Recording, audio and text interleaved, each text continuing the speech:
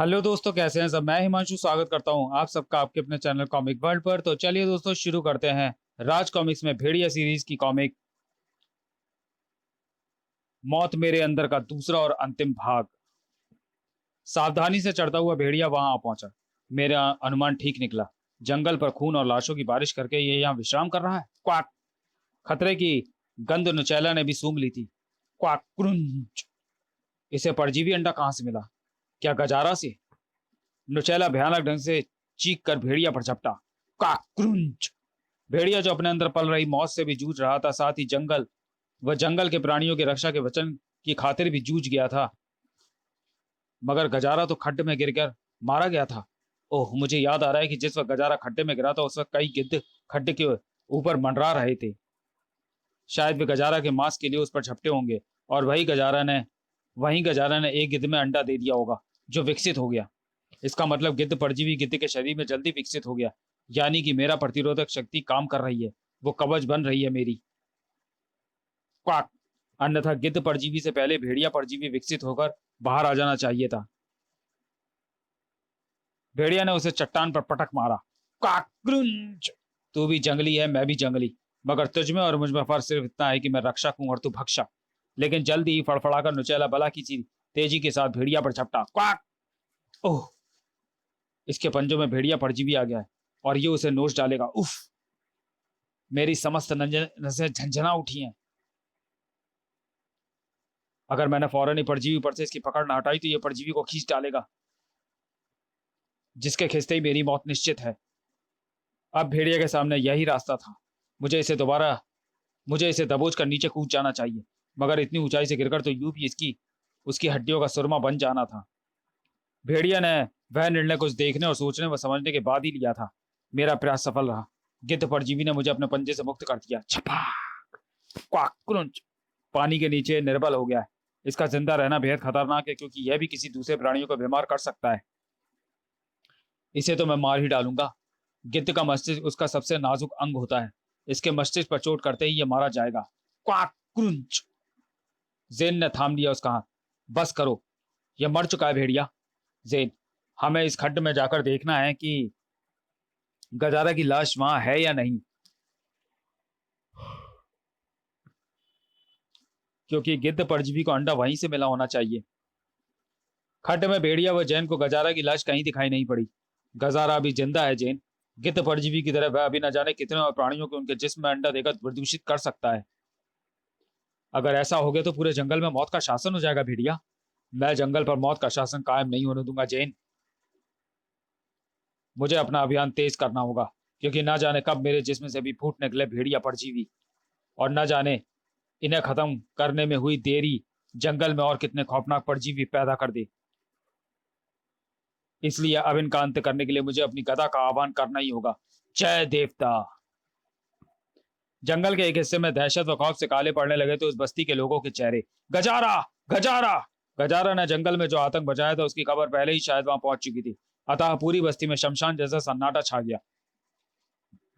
जिधर जगह मिली वो वहां जा छुपा था। लेकिन मौत अपने शिकार ढूंढी लेती है। क्रिया क्रुंच। मौत का सिर्फ एक ही काम होता है, फचाक। और मौत वही काम गजारा के रूप में पूरा कर रही थी। ले भेड़िया गजारा के कदमों के निशानों का पीछा करता चला आ रहा था। वह खूंखार बलाएं भेड़िया की इस गदा का सामना न कर पाएंगी जैन, जो बड़े बड़े पर्वतों का सीना भी बेच डालती है। यह गजारा की चित्कार है भेड़िया, वह आसपास ही है। क्रिया क्रुंच। क्रिया। उस कबीले में तूफान मचा रहा है गजारा। भेड़िया उन्हें देवता से दिखाई पड़ा। ये मुझे मदद करने को कह रहे हैं जैन। कील कील। भेड़िया के हाथ में थमे तूफान के आगे भला वह तूफान वहां कहां ठहरना था। थाड़। विद्युत गति से चलने लगी भेड़िया के हाथों में थमी गदा। थाड़ थम थमूक। भेड़िया जैसे पागल सा नजर आने लगा, खौफनाक सा, मृत्युदाता सा। लहूलुहान होकर गिर गया गजारा। उफ। शैतान लाशों के अंबार लगाकर खत्म हो गया। लेकिन इसी बीच अगर इसने किसी अन्य प्राणी को अपने अंडे से प्रदूषित कर दिया होगा तो उसका परजीवी भी जंगल में तबाही मचाने के लिए तैयार हो रहा होगा, या हो चुका होगा। उसी क्षण चारों ओर से गूंज उठी ढोल व नगाड़ों की आवाज। डम डमा डम डम ताड़ ताड़। भेड़िया, ये लोग शायद गजारा की मौत पर तुम्हारा धन्यवाद अदा करके खुशी जाहिर कर रहे हैं। अचानक ही भेड़िया के पूरे जिस्म में एक अनोखा सा तनाव पैदा होने लगा। Crunch crunch. आह, क्या हुआ भेड़िया? मेरे जिस्म से चिपका परजीवी शायद अपने पोषण के लिए पूरी ताकत लगा रहा है। मुझे मेरी नसें खिंचती हुई सी लग रही हैं। हिम्मत से काम लो भेड़िया, परजीवी को खुद पर हावी मत होने दो। हमें फौरन वापस चलना चाहिए। शायद फूजो बाबा इस मुसीबत से बचाव का कोई हल ढूंढ चुके हों। मुझे मेरी गदा नहीं उठाई जा रही। मेरी शक्ति छीड़ होती चली जा रही है जेन।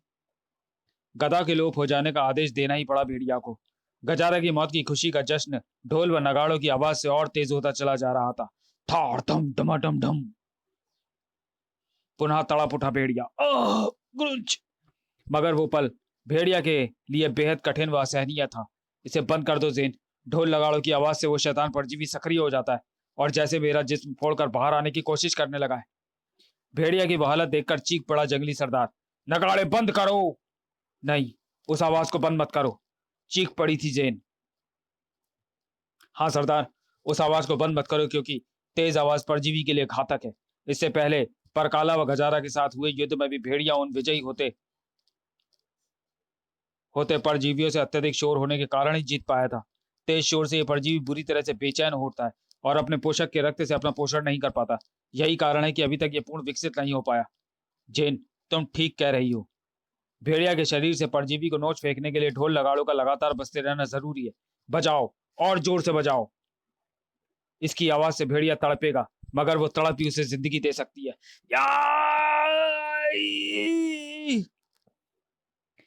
भेड़िया, नोच डालो परजीवी को।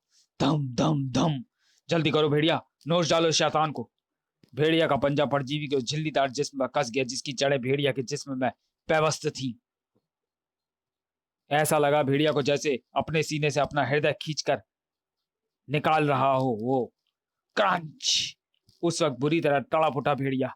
दम। खच।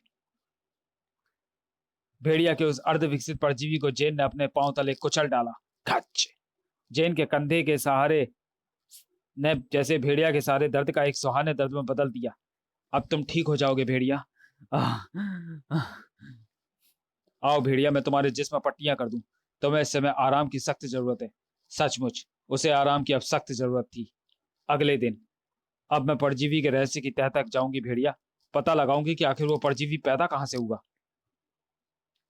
और इसके लिए हमें छाननी होगी जंगल की खाक। फूजो से जानकारी प्राप्त कर जल्दी जेन आ पहुंची कालेश्वर की गुफाओं के उस रहस्यमय स्थान तक। यहाँ इस स्थान पर खुदाई की गई है और ये खुदाई उन चारों विदेशियों ने की होगी जिनकी लाशें भेड़िया को सबसे पहले दिखाई पड़ी। फूजो ने आगे बताया, भेड़िया यह स्थान कालेश्वर की रहस्यमय गुफाओं के लिए प्रसिद्ध है। शायद मौत को परजीवी इसी गुफा से उस दल को लग गया होगा। तब तो उस विदेशी दल द्वारा खोज ली गई उस गुफा को इस प्रकार से ढक देना चाहिए कि उस पर दोबारा किसी की निगाहें न पड़े, अन्यथा वो परजी एक बार फिर मौत बनकर टूट पड़ेगा। समाप्त। तो चलिए दोस्तों, वीडियो को यहीं समाप्त करते हैं और मिलते हैं भेड़िया सीरीज की अगली कॉमिक्स